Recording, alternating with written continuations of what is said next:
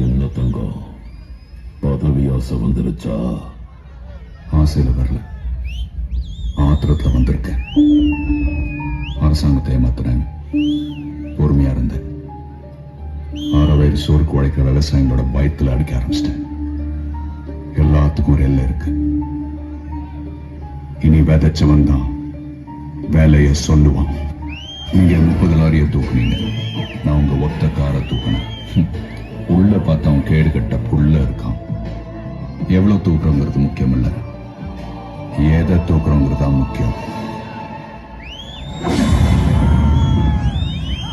என்ன நான் சொல்றது?